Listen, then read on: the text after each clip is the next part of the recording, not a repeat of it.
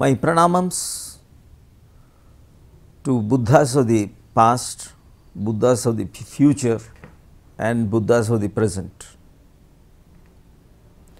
We have only one life. You are not having two lives, materialistic life separately, spiritual life separately. It's all only one. How you need to organize your whole life? What is this God, life, work? Can they be merged into one? Can we live the materialistic life and spiritual life together? Why should somebody be an escapist? All the problems in the world today are because he thinks that he has to spend his spiritual life separately. He should miss his materialistic life. This is the problem. In Upanishads, there was a king named Yayati. He lived for 100 years. And because he completed his century, the god of death, Yama, knocks at his door. King Yayati, you have lived your life, now it's time to come along with me. King Yayati says, I have 100 sons, you take one of them, and I would like to live longer, because I feel that I have not lived my life. In the meantime, youngest of his sons, who was just 18 years old, he comes to his father, tells him, I am ready to go in your place along with the god of death. Yama says, okay, after a lot of pleading by Yayati, he says, okay, you can send your son if he is willing. And this youngest son, the 100th son, he goes, and King Yayati gets about another 100 years to his credit. Again he lives 100 years, he completes almost about 200 years, and then again the god of death, Yama, knocks at his door and tells him that now you have lived your life. King Yayati repeats again, sir, I have not lived my life, something is missing. Then the god of death, Yama, tells him, shall I take one of your sons? He says, okay. He takes one more son. Now he was trying to live his life, and almost he touches about 300 years, King Yayati.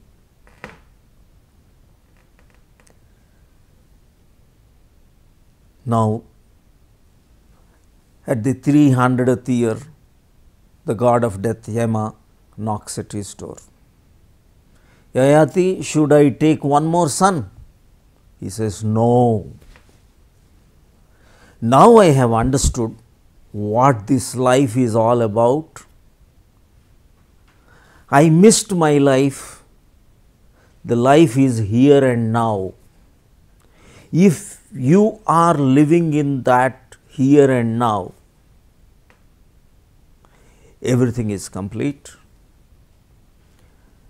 And I am understanding the secret of this life.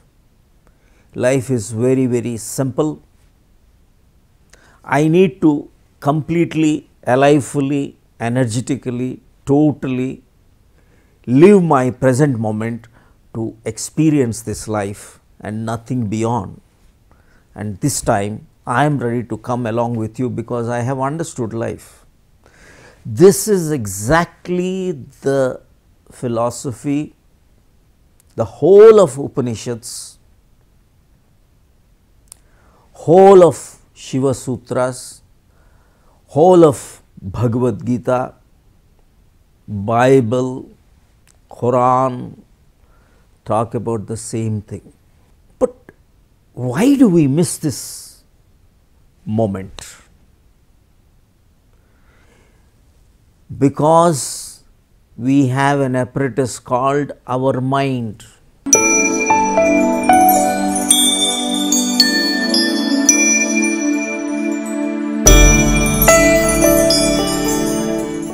The mind is the biggest obstacle for a human being. Mind is always postponing to live its life. It never allow you to live its life completely. It keeps on thinking and thinking and thinking. It misses it. Once you know how to live your moment, this moment can only be like this. It cannot be otherwise. We are always thinking about our tomorrows, the next moment which is yet to come. The most unfortunate thing is this only. It keeps on thinking, imagining, planning, strategizing, manipulating, and the very mind works against the body. The mind is specifically the wall between the body and soul. We are unable to live spiritually, soulfully only because of the mind. The mind does not allow you to live your moments. It keeps on thinking about your yesterdays, the past, the future. It is never in this particular moment.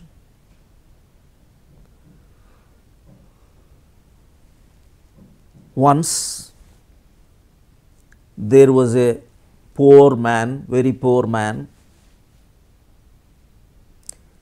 not even having food to eat,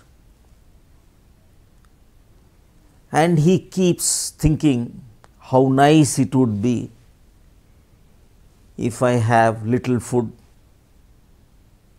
and the God has not given me even little food to eat.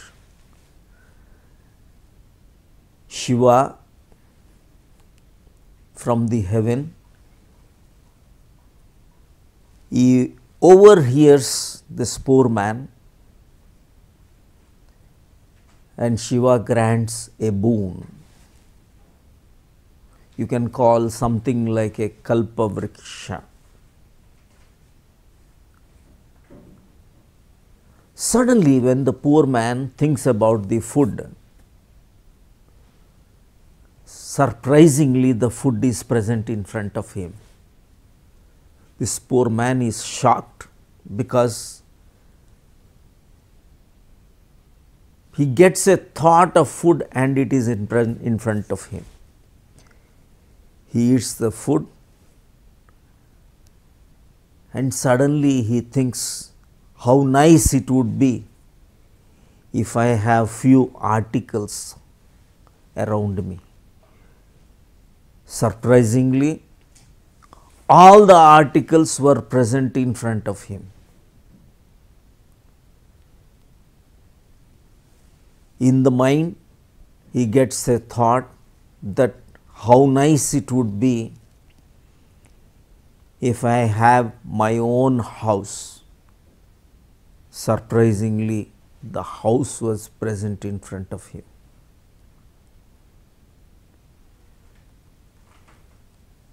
Then he revises his desire, how nice it would be if I have a family. The family was present. Then suddenly he gets a doubt.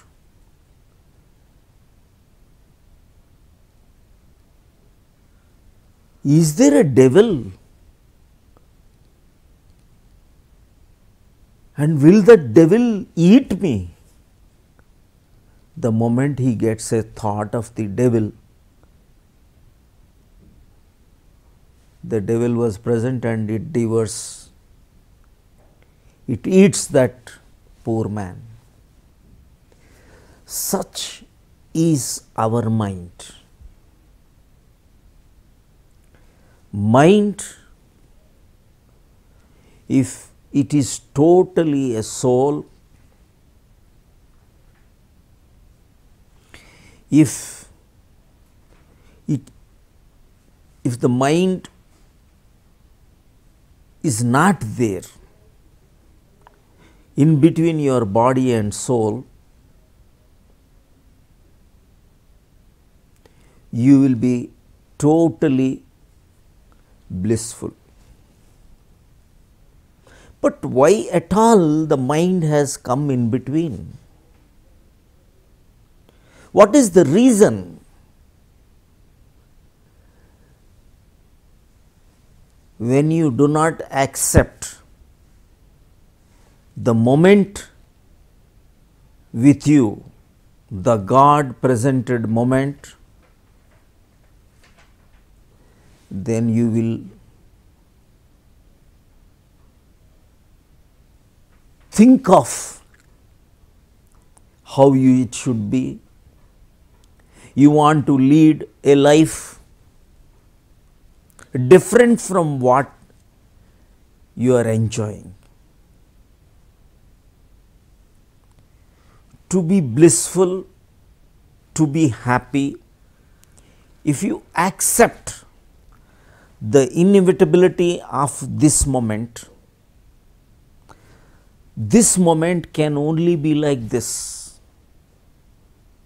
It cannot be otherwise. Then why at all we are thinking this moment to be some other way? Then you miss this moment. Again tomorrow you miss the next moment. The next moment you miss the next moment. All future comes to you only as the present.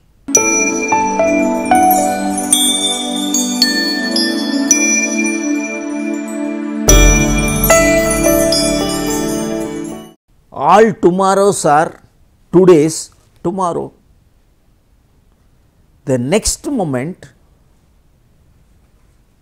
is also the present moment during the next moment. We are missing, actually when you are exiting from this world, we leave everything here. the wealth, the family, the property, the name, the fame, everything is left here. When we die, only the mind comes along with us, only the mind. And this mind is called the samskara. Only this mind, simple. So, the mind is the only thing you take from this life. Now, how should you treat your mind now? How should you handle your mind? When this is the only product that comes along with you, why don't we care for what we are going to carry from here? When you are completely in this moment, you will not have four parts of your mind. Now you have partially conscious mind, unconscious mind, subconscious mind, superconscious mind. In meditation, all the unconsciousness, all the unlived life, all the samskaras, all the mental defilements are exhausted in your dhyana, in your meditation. So, what is the outcome of meditation? The mind, the partial mind becomes the full mind of God. You are not different from God.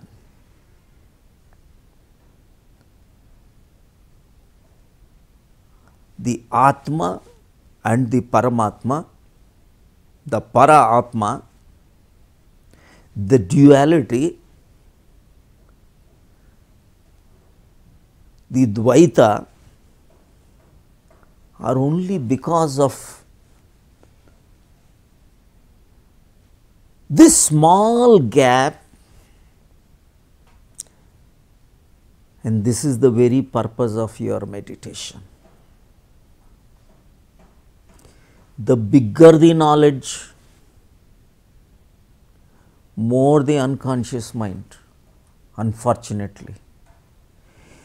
People keep on strategizing, planning,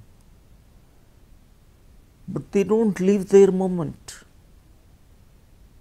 In lighter vein, one professor, he is getting transferred to another town.